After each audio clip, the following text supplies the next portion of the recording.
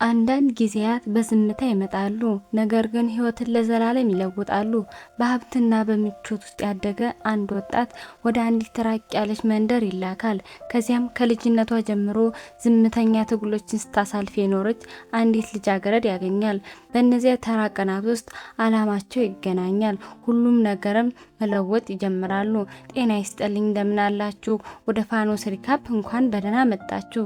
ዛሬ የአንድ ሚሊዮነር የመጀመሪያ ፍቅርን እንመለከታለን። ስለ እድገት፣ ስለ ትግል፣ ስለማይረሱ ትዝታዎች የሚተርክ ልብ የሚነካ ታሪክ። በፊልሙ መጀመሪያ ላይ ፓርክ የተባለ ወጣት እናያለን። እርሱም የባለ ሀብት አባት ብቸኛ ልጅ ነው። ህይወቱም ሙሉ በሙሉ በመዝናናት በጭፈራ ቤቶች በመንከራተት እና በምቾት ላይ የተመሰረተ ነው። በሌላ በኩል ደግሞ የ18 ዓመቷ ቾይ እናገኛለን። ወደ አንዲት ሱቅ ስትመጣ የሱቁ ባለቤት በከባድ ሁኔታ ስትገስጻት ይታያል። ሴትዮዋ የራሷ ባለጌ ልጅ ይችን ልጅ ሳያስረግዛት አልቀረም ብላ ትጠራጠራለች። ምናልባት ይች ልጅ የመጣችው ካሳ ለመጠየቅ ሳይሆን አይቀርም ብላ ታስባለች። ሴትዮዋም ለቾይ የምትሰጣት ምንም ገንዘብ እንደሌላ ትነግራታለች። ቾይም ምንም አትናገርም። አይኖቿ በእንባ ተሞልተው ሴትዮዋን በዝምታ ትመለከታታለች። ከዚያም ቾይ በዝምታ ጥላት ትወጣለች። ከዚያ በኋላ ቾይ የፓርክ ንብረት ወደ ሆነው አንድ ሆቴል ትሄዳለች። ፓርክም ሲያያት መጥፎ ሴት መሆን አለባት ብሎ ይገምታል። ስለዚህ ፓርክ ለቾይ እንዲህ ይላታል፣ በእኔ ሆቴል ውስጥ ምንም አይነት መጥፎ ተግባር አይፈቀድም። ይህንን ገንዘብ ተቀበይና ከዚህ ውጪ። በማግስቱ ጠዋት ፓርክ እንቅልፉ ሲነቃ ቾይን አሁንም እዚያው ሆቴል ውስጥ ታች መገኘቷን ያያል። ቾይ በህመም ስሜት ፈገግ ብላ ገንዘቡን ትመልስለታለች። ከዚያም በዝምታ ጥላው ትሄዳለች። ፓርክ በዚህ ድርጊቷ ክፉኛ ይዋረዳል። ኩራቱ በጣም ትልቅ ነበር። በቅርቡ 18 ዓመት ስለሞላው የአባቱ ሙሉ ንብረት የሚወርስ ጊዜ ደርሷል። ነገር ግን አያቱ አንድ አስገራሚ ቅድመ ሁኔታ አስቀምጠዋል። ፓርክ ንብረቱን ለመረከብ መጀመሪያ በገጠር ወደሚገኝ አንድ ትምህርት ቤት ሄዶ መመረቅ ይኖርበታል። እርሱም እምቢ ካለ ከንብረቱ ላይ የሚያገኘው 1% ብቻ ይሆናል። ሙሉ እርሱን ለመረከብ የቆረጠው ፓርክ በሚቀጥለው ቀን ወዳደገበት መንደር ይጓዛል። አንድ ቤት ውስጥ ገብቶ የልጅነት እቃዎቹን ያገኛል። ከዚያም መካከል ከጎኑ ሌላ ልጅ ያለበት የልጅነት ፎቶ ያገኛል። በሚቀጥለው ቀን ፓርክ ቾይ ወደምትሰራበት አቅራቢያ የሚገኝ ሱቅ ይሄዳል። በመካከላቸው ሌላ ጭቅጭቅ ይቀሰቀሳል። በዚያውኑ ምሽት ወደ ቤቱ ሲመለስ ፓርክ በውጭ ባሉት እንቁራሪቶች ድምጽ ምክንያት እንቅልፍ ይነሳዋል። ድንገት አንድ እንቁራሪት ፊቱ ላይ ሲዘልበት ደንግጦ ይነቃል። ይህ ተንቀባሮ ያደገ ወጣት ቀሪውን የሌሊት ክፍል በትግል ያሳልፋል። በማግስቱ ጠዋት ፓርክ ወደ መንደሩ ትምህርት ቤት ለመሄድ ይዘጋጃል። በሀሳቡ ግጭትን በመፍጠርና ረብሻ በማስነሳት የትምህርት ቤቱ ባለስልጣናት እንዲያባርሩት አቅዷል። እዚያ ሲደርስም ርዕሰ መምህሩና ሌሎች መምህራን ተቀበሉት። ቾይም በዚያው ትምህርት ቤት ውስጥ ተማሪ ናት። በክፍል ውስጥ ፓርክ በትምህርት ቤቱ ውስጥ ካሉ ጠንካራ ተማሪዎች ጋር ጠብ ይጀምራል። ልጁን ወደ ውጭ ጎትቶ አውጥቶ ክፉኛ ይደበድበዋል። ከረጅም ፍልሚያ በኋላ ፓርክ ይህማ በእርግጠኝነት ያባረረኛል ብሎ በማሰብ ይረካል። ነገር ግን ነገሮች እርሱ እንደገመተው አይሆኑም። የደበደበው ልጅ ቤተሰቦች ይልቁን በጥሩ ሁኔታ ተቀብለው ምግብና እንክብካቤ ሰጡት። በዚያውኑ ምሽት ፓርክ በጨለማ ወደ ቤት ሲመለስ ፍርሃት ይሰማዋል። በዚያን ጊዜ ቾይ መብራት ይዛ ትመጣለች። እሷን ማየቱ የፓርኩ ኩራት ይቀንሰዋል። ቾይም መልሳ ታሾፍበታለች። በንግግራቸው መሃል ቾይ ፓርክን የሚያስደነግጥ አንድ ነገር ትነግረዋለች። እርሷን በጣም ታማሚ እንደሆነችና አንድ ቀን ይህን መንደር ጥላ መሄድ እንዳለባት ትነግረዋለች። በማግስቱ ፓርክ ወደ ትምህርት ቤት ሲሄድ አንድ የትምህርት ቤት ዝግጅት እየተዘጋጀ መሆኑን ያስተውላል። ቾይ በዝግጅቱ ላይ ሁሉም ሰው እንዲሳተፍ እየጠየቀች ቢሆንም ፓርክ ግን እምቢ ይላል። ምንም አይነት ፍላጎት እንደሌለው ይናገራል። ከዚያም ፓርክ ወደ ርዕሰ መምህሩ ቢሮ በመሄድ የምረቃ ሰርተፊኬቱ ለመግዛት ገንዘብ ያቀርብላቸዋል። ነገር ግን የአያቱ የቅርብ ጓደኛ የሆኑት ርዕሰ መምህሩ ጥያቄውን ውድቅ ያደርጉበታል። ፓርክ በሁኔታው ተበሳጭቶ ይወጣል። ከዚያ በኋላ ፓርክ ትምህርት መቅረት ይጀምራል። ቀኑን ሙሉ በውጭ ተቀምጦ ያሳልፋል። አንድ ቀን በውጭ ምግብ እየበላ ሳለ ሁለት ልጆች ተመልክቶ ይከተላቸዋል። የማወቅ ጉጉት ወደ አንድ ህፃናት ማሳደጊያ ወሰደው። እዚያም አንድ ልጅ ከእናቱ ጋር ሲጫወት ያያል። እነርሱም ማየቱ የራሱን እናት ትዝታ ቀሰቀሰበት። ፓርክ ወደ ማሳደጊያው ሲገባ ይህ ቦታ የቀድሞ ቤቱ እንደነበረ ይረዳል። ወላጆቹ በልጅነቱ በመኪና አደጋ ስለሞቱ ነበር ወደ ከተማ ሄዶ ከአያቶች ጋር እንዲኖር የተደረገው። በትዝታ ተውጦ ፓርክ ስሜቱን መቆጣጠር አቅቶት እያለቀሰ ወደ ቤቱ ይሮጣል። ወደ ቤት እንደተመለሰ ፓርክ ይታመማል። ቾይ እሱን ልትጠይቀው ትመጣለች። በሁኔታው ተደናግጣለች። ጤንነቱ እየተባባሰ ሲሄድ ቾይ በታላቅ ትኩረትና ርህራሄ ትንከባከበዋለች። በማግስቱ ፓርክ ወደ ትምህርት ቤት ሲመለስ በትምህርት ቤቱ ዝግጅት ውስጥ በመካተቱ ያውቃል። ሆኖም ለዝግጅቱ የታቀደው ተውኔት እርሱ እንደ አገልጋይ ሆኖ እንዲተውን የሚጠይቅ ነበር። ፓርክ ግን በኩራቱ ምክንያት ይህንን አይቀበልም። በዚያ ቅጽበት ቾይ በድንገት ትታመማለች። ሁኔታው የተመለከተው ፓርክ ጀርባው ላይ አዝሏት ወደ ሆስፒታል ይሮጣል። ሐኪሙ ከመረመራት በኋላ ቾይ በአስቸኳይ መተኛት እንዳለባት ይነገራቸዋል። ይህንን የሰማችው ቾይ ታለቅሳለች። መኖር እፈልጋለሁ፣ ቢያንስ የክረምቱን የመጀመሪያ በረዶ እስካይ ድረስ መቆየት እፈልጋለሁ ስትል ትማጸናለች። በዚያም መሀል የቾይ ክፍል ጓደኞች በሙሉ ሊጠይቋት ቢመጡም እንዳያዩት ተከለከሉ። ፓርክ ከሌሎች ጋር ሆኖ ለተውኔቱ የሚሆን አልባሳትን ለመግዛት ወደ አቅራቢያ ገበያ ሄደ። ሁሉም የፈለጉትን መረጡ። ፓርክም ለሁሉም ገዢዎች ክፍያ ፈጸመ። ይህም ሁሉን ሰው በጣም አስደሰታቸው። ፓርክም በሁኔታው ተገረመ። ሰዎች በትንሽ ገንዘብ እንዴት ደስተኛ ሊሆኑ ይችላሉ ሲል በውስጡ አሰበ። ለእርሱም ገንዘብ መቼም ቢሆን ዋጋ ኖሮት አያውቅም። ገደብ የለሽ ሀብት ነበረው። ነገር ግን የእነዚህ መካከለኛ ገቢ ላላቸው ልጆች ገንዘብ እርሱ ፈጽሞ ረድቶ የማያውቅ ትርጉም እንዳለው ተገነዘበ። ፓርክ ለቾይ አንድ የእጅ ጓንት ይገዛላታል። በማግስቱ ትምህርት ቤት ውስጥ ጓንቱን ይሰጣትና ከእንግዲህ መስራት እንደሌለባት ስራዋን መተው እንደምችል ይነግራታል። ቾይ ግን በራሷ ለመቆም ያላት ጥንካሬ በማሳየት እምቢ ትለዋለች። አንድ ቀን ፓርክና የክፍል ጓደኞቹ ጥቂት ገንዘብ ለማግኘት በአካባቢ በሚገኝ አንድ እርሻ ውስጥ ለመስራት ይሄዳሉ። ከፓርክ በስተቀር ሁሉም ሰው ጠንክሮ ይሰራል።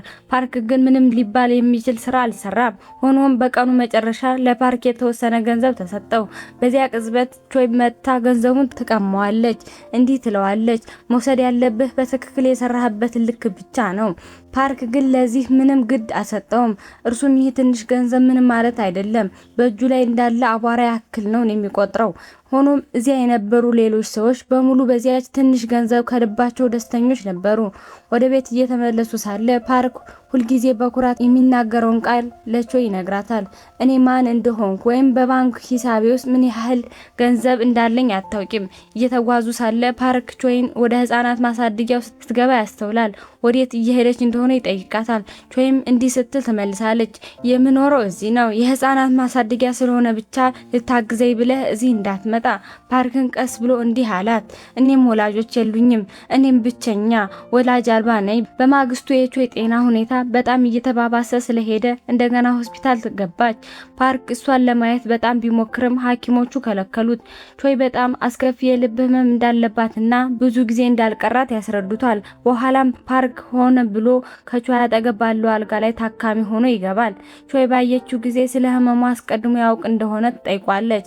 ፓርክ ግን ዋሽቶ አዎ አውቃለሁ ይላታል። ነገር ግን ህመሙ ቀላል እንደሆነና በቅርብ እንደምትድን ይነግራታል። ወደ ውጭ ከወጣ በኋላ ፓርክ ሐኪሙ ይለምነዋል። እርሷን ማዳን ከቻለ ማንኛውም ያህል ገንዘብ ለመክፈል ዝግጁ እንደሆነ ይነግረዋል።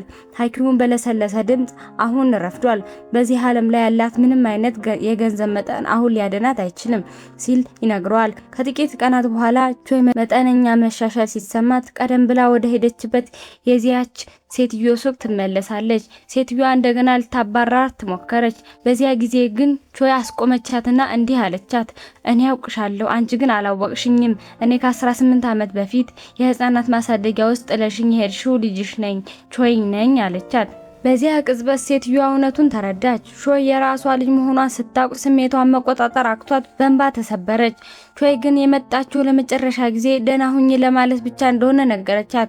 ብዙ ጊዜ እንዳልቀራትና በቅርቡ ይህን ዓለም ተለይታ እንደምትሄድ ገለጸችላት። ይህንን ተናግራ ቾይ እያለቀሰች ትሄዳለች።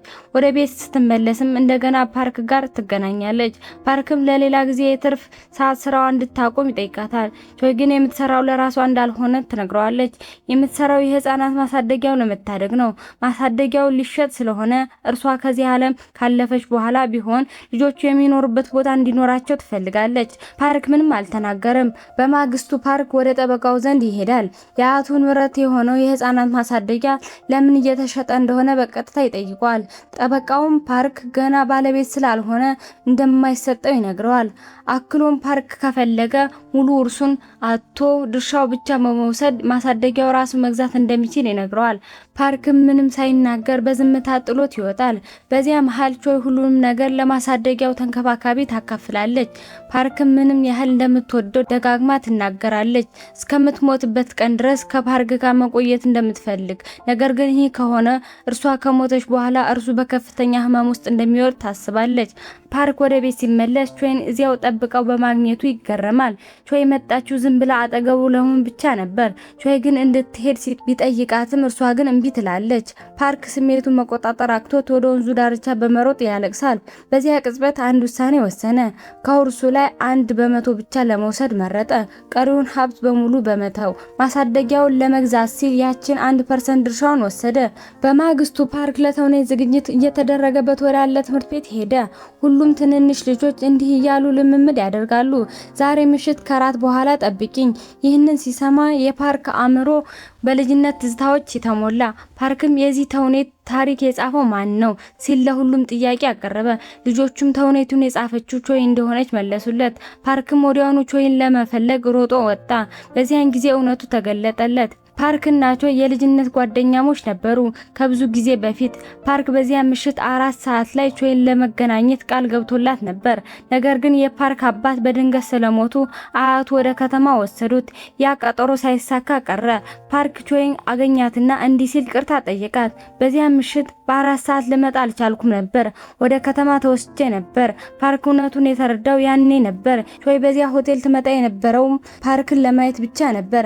ምክንያቱም ቾይ ከልጅነቱ ጀምሮ ታውቆ ነበር። ለዚህም ነበር ፓርክ ምንም ያህል መጥፎ ባህሪ ቢያሳያትም ቾይ ሁል ጊዜ በዝምታ ፈገግ ብላ የምትሄደው። ከነዚህ ሁሉ አመታት በኋላ ቾይ በመጨረሻ ፓርክን አገኘችው። ነገር ግን ጊዜው ከቾይ ጎን አልነበረም። ስለዚህ ፓርክና ቾይ አብረው መኖር ይጀምራሉ። ቀኖቻቸውን በዝምታ እየተዘዋወሩ እየሳቁና በህይወት እየተደሰቱ ደስተኛ ሰዎች የሚያደርጉትን ቀላል ነገሮች ሁሉ ያደርጋሉ። ቀስ በቀስ በቾይ ውስጥ የመኖር ጽኑ ፍላጎት ይቀሰቀሳል። ቾይ እነዚያን ውብ ጊዜያት ትታ መሄድ አልፈለገችም። በመጀመሪያ ላይ በፎቶ ላይ ከፓርክ ጋር የታየው ሌላኛው ልጅ ቾይ ነበር። ፓርክም ካወቅሽ ለምን ሁሉን ነገር አልነገርሽኝም ሲል ይጠይቃታል። ቾይ ግን ምንም መልስ አልሰጠችውም። ቾይ የነበራቸውን ጊዜ በጥሩ ሁኔታ ማሳለፍ ብቻ ነበር የፈለገችው። ቀናት እያለፉ ሲሄዱ ግን የቾይ ጤና ሁኔታ እየተባባሰ መጣ። ምንም አይነት መድኃኒት ሊሰራላት አልቻለም። ከዚያም ቾይ የልደት ቀን ደረሰ። ፓርክ ለቾይ ብዙ ትንንሽ እንክብሎችን በስጦታ ሰጣት። በእያንዳንዱ እንክብል ውስጥ ለቾይ የተጻፈ ደብዳቤ ነበር። ፓርክ ለቾይ በየቀኑ አንዱን እንክብል እየከፈተች አንብቢ ይላታል። ቾይ ግን ነገ ላይ መጣ ይችላል የሚል ስጋት ስለነበራት ሁሉንም ደብዳቤዎች በአንድ ምሽት አነበበቻቸው። በእነዚያ ደብዳቤዎች ውስጥ ፓርክ ጮክ ብሎ ተናግሯቸው የማያውቃቸው ስሜቶች በሙሉ አስፍሯቸዋል። በማግስቱ በጉጉት ሲጠበቅ የነበረው ዝግጅት በመጨረሻ ደረሰ። የቾይ እናት ፕሮግራሙን ለመመልከት መጣች። በተውኔቱ ወቅት ቾይ በድንገት ትታመማለች። ፓርክን በፍጥነት ቾይን ወደ ውጭ አውጥቶ በአንድ ወንበር ላይ አብረው ይቀመጣሉ። ቾይ የመጨረሻዎቹን ቀናት እንዲሁ ስላደረገላት ፓርክን ታመሰግነዋለች። በዚያውኑ ቅጽበት የዓመቱ የመጀመሪያ የበረዶ ዝናብ መዝነብ ይጀምራል። ቾይ የዚህ ዓለም ጉዞ ልክ እርሷ እንደተመኘችው ማለቁ ፓርክ ቀስ እያለ ይረዳል። ቾይ ቀደም ሲል ለሐኪሙ የመጀመሪያ በረዶ እስኪዘንብ ድረስ መኖር ፈልጋሉ ብለው ነበር። ያም ምኞቷ ተፈጸመ። ትዕይንቱም ይቀየራል። ትምህርት ቤት ውስጥ ሁሉም ተማሪዎች ተመርቀዋል። የቾይ ወንበር ብቻ ባዶ ሆኖ ቀርቷል። ፓርክ በዚያ ወንበር ላይ አበባ ዘለላ ያስቀምጣል። በዚያ መሃል የፓርክ አያት ንብረቱን በሙሉ ለፓርክ ያስተላልፉለታል። ፓርክ በመጨረሻ እውነተኛ ብስለት ላይ ደርሷል ብለው ያምናሉ። ነገር ግን ይህ ሀብትና ገንዘብ ለፓርክ እንግዲህ ምንም ትርጉም አይሰጠውም። ሁሉም ነገር ትቶ ፓርክ በህፃናት ማሳደጊያ ውስጥ ለመቆየት መረጠ። በዚያም ፊልሙ ፍጻሜውን ያገኛል።